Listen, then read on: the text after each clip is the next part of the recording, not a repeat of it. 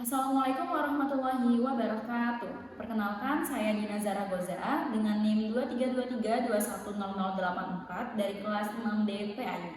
Pada kesempatan kali ini, saya akan mempresentasikan proposal penelitian saya yang berjudul Pengaruh Metode Pembelajaran Diskusi terhadap Hasil Belajar Ulumul Hadis Mahasiswa Program Studi Pendidikan Agama Islam UIN Fatmawati Soekarno Bengkulu.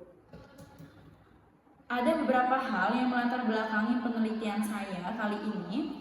Yang pertama, karena adanya kesenjangan kompetensi.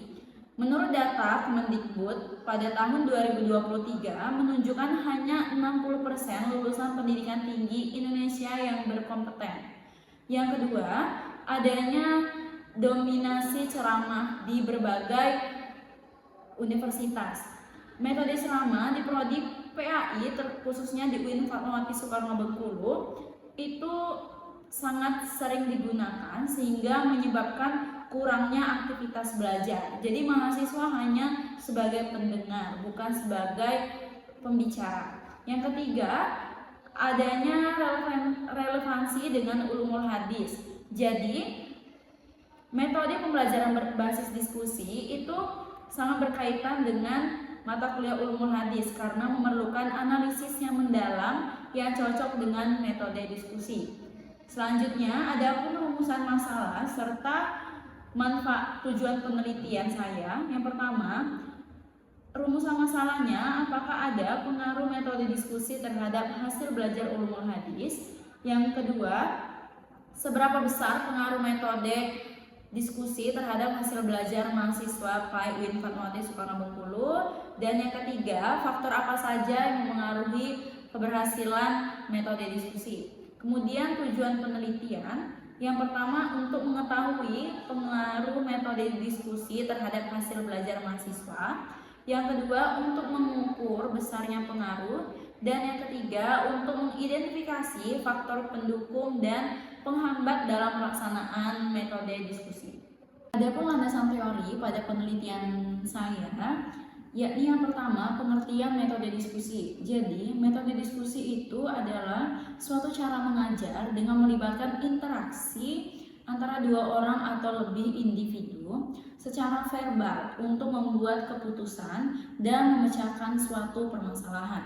Selanjutnya, penelitian ini mengacu pada penelitian sebelumnya untuk mempermudah dalam pengumpulan data. Metode analisis yang digunakan dan pengolahan data yang dilakukan peneliti tersebut adalah sebagai berikut. Salah satunya yakni adalah penelitian yang dilakukan oleh Baharudin pada tahun 2017 yang berjudul Efektivitas Pembelajaran di Perguruan Tinggi, studi kasus metode diskusi sebagai upaya meningkatkan berpikir kritis.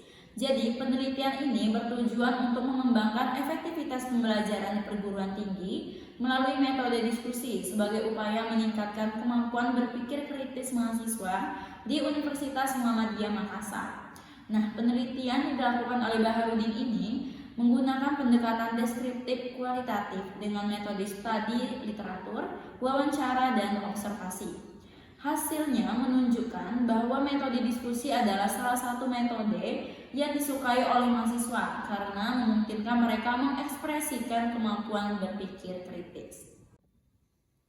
Adapun bab 3 dari penelitian ini yakni metodologi penelitian. Yang pertama, jenis penelitian. Penelitian ini adalah penelitian menggunakan pendekatan kuantitatif dengan eksperimen kuasi di UIN Fatmawati Soekarno Bengkulu. Untuk waktu dan lokasi, penelitian ini dilaksanakan dari bulan Februari sampai dengan April 2026 di Prodi Pendidikan Agama Islam UIN Fatmawati Soekarno Bengkulu. Yang menjadi sampel dalam penelitian ini yakni 100 mahasiswa Pendidikan Agama Islam angkatan 2023. Kemudian variabel yang digunakan yakni variabel X yakni metode diskusi dan variabel Y yakni hasil belajar ulumul hadis. Sekian dari saya. Terima kasih. Wassalamualaikum warahmatullahi wabarakatuh.